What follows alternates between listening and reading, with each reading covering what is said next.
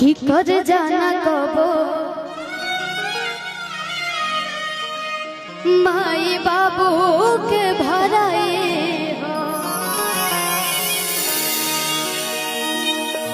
कि खटत खटत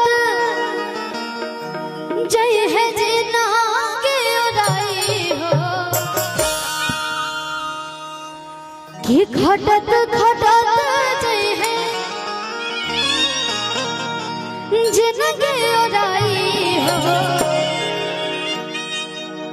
सच्चाई भाई लोग कितनों भी करके दे दी, लेकिन जो माई बाबू हमने खातिर कैले बने जा इजाजन के पापा बैठल बने, हमार पापा एजा बैठल बने, हमने से ज्यादा मेहनत की लोग करता नहीं जा अपन पूरा काम धाम छोड़ के रात रात भर हमने के एगो नाम पहचान एगो अपन नया पहचान बनावे खातिर। लोग कहता कि शिवानी सिंह एगो गायक बिया, लोग कहता आर्यन बाबू एगो गायक पड़े, लेकिन आर्यन बाबू के आर्यन बाबू और शिवानी सिंह के शिवानी सिंह जे बनैले बा वो लोग ए जे बने जा कि खटत खटत जय है जिनके उड़ाई हो कि कर जाना कबो माई बाबू के भराई हो, कर जाना कबो माई बाबू खटत खटत जय है जीना के उड़ाई हो।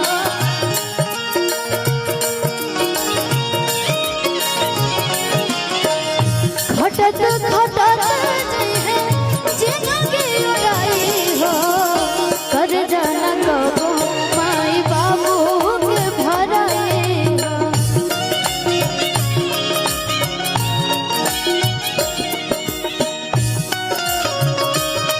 के हुआ अपन कहाए वाला के कहे तो सब के हुआ अपन कहाए वाला के सुखवा में सभे के हुआ के सुखवा में सभे के हुआ के दुखवा बचाए वाला के।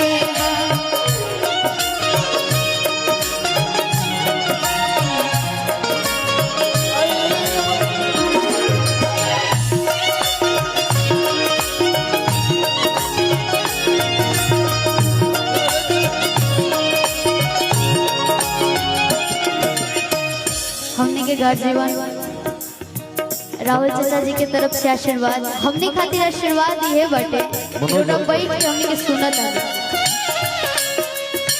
रोडा हमने के सामने बैठ के सुनत हमने खातिर ये बहुत बड़ा बात बटे।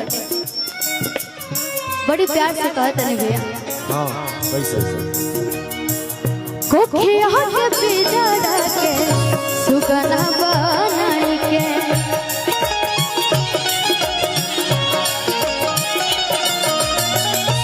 महीना रखले तोहके खिलाई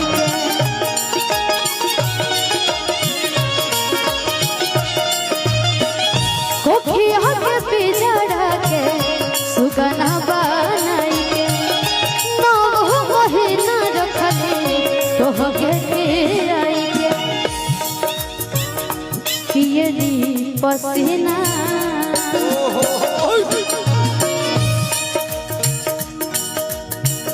पियली पसीना तोहके बेनी डोलाई हो, पियली पसीना तोहके बेनी डोलाई हो, कर जाना कबो माई बाबू के भराई हो।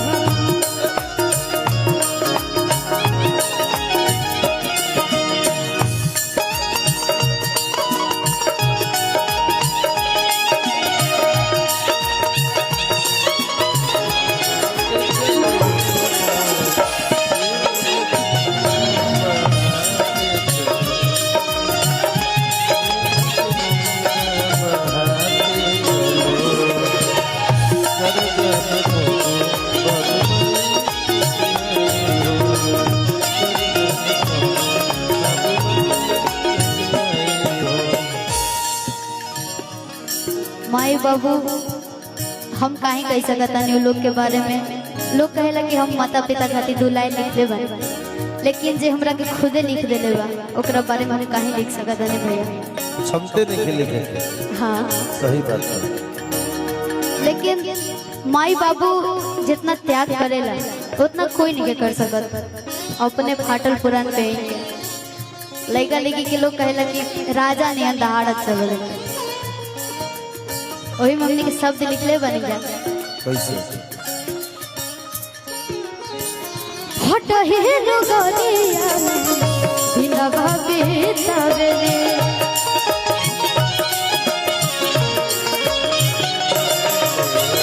सुत बुट तोहरा के कहीं से ले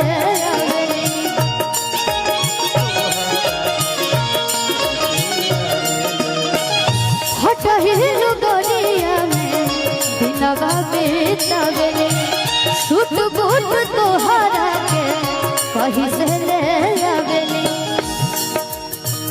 सही सही पीड़ा तोहके दिहले जनमाई हो सही सही पीड़ा तोहके दिहले जनमाई हो सही सही पीड़ा तोहके दिहले जनमाई हो। हाँ एगो गाना याद आवता हमरा, कौन बड़ी प्यारा गीत बटे। कैसे अमृत के धार के हूँ के तनु पियाई गो माए बिना अमृत के धार के हूँ के तनु पियाई गो माए बिना कैसे करे जहवा रहाई भाई मनोज अंकल की तरफ से मनोज अंकल की तरफ से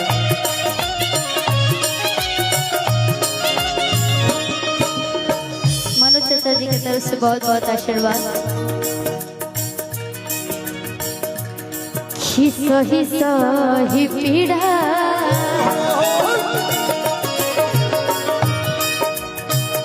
सही सही पीड़ा तोहके दिहले जनमाई हो सही सही पीड़ा सही सही पीड़ा सही